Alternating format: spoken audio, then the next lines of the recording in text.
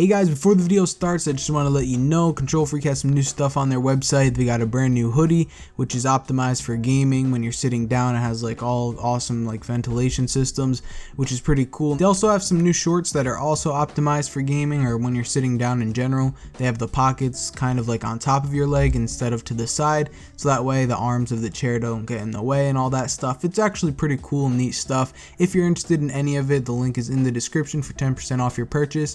And that's really it. Hope you guys enjoyed the video.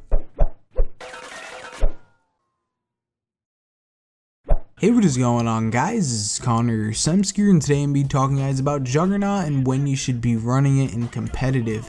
Now, Juggernaut is this magic perk that people think just makes you invincible running around eating bullets like it's nothing.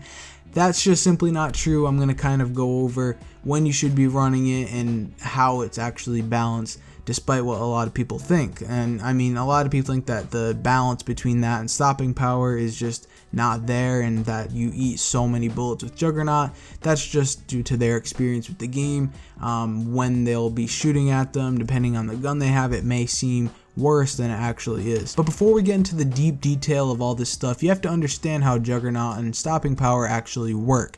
Juggernaut allows you to eat one extra bullet, as where stopping power allows you to kill in one faster bullet. So they basically just trade off every time. If someone has stopping power and the other person has Juggernaut on, that is going to be a completely fair gunfight. You're both going to kill in the same amount of bullets if you have the same gun. So just understand that people are going crazy over a Jugg, and they have been since 2007, thinking that it's this unbelievable perk where you just eat a colossal amount of bullets.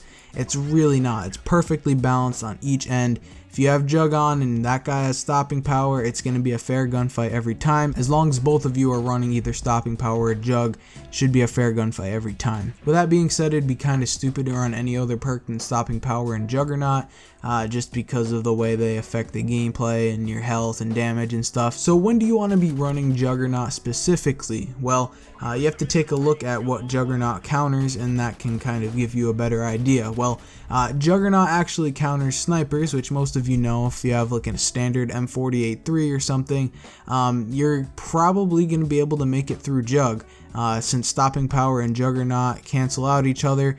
The M40 without stopping power is completely useless, and you're pretty much going to be getting no one-shot kills unless it's to the head. So the M40 is completely countered by Juggernaut.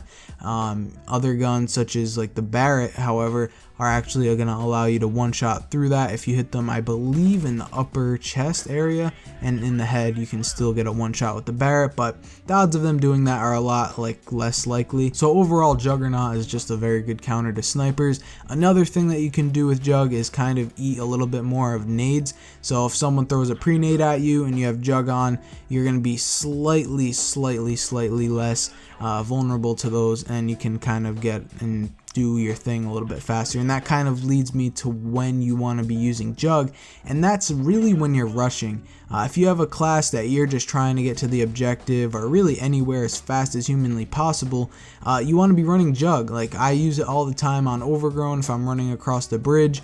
If you don't have Jugg on and you're doing that, it's just kind of a foolish play unless you're going through the back or something. But you know, always have Jugg on Overgrown when you're trying to cross the bridge. Just makes no sense to not have that on. And you know, people say maybe oh, I'm not going to be able to kill as fast. It's still a fair gunfight. People got to understand it's still going to be that fair gunfight. However, in those long range engagements, when you need those quick one burst kills and stuff, you obviously want to be running Juggernaut on classes like an M16 or something, but you're not going to use that when you're rushing anyway. So it kind of all makes sense in the end. Specifically rushing classes, you want to be running Jugg on. And that's kind of really it. I would say run stopping power on pretty much every AR class. There's not a class, in my opinion, that would be beneficial by running Jugg in the assault rifle category. SMGs, you can definitely get away with that. Certain guns are better than others with Jugg on. Like the P90 is always good to have Jugg on, just because the magazine is so large that you're not going to have to worry about reloading, because it's going to take more bullets to kill and all this other stuff. SMGs are the way to go, specifically rushing, and that's really the basics of when to be running that. So I hope you guys did enjoy the video. If you learned something new, remember to leave a like rating, and I'll see you guys in the next one. Peace.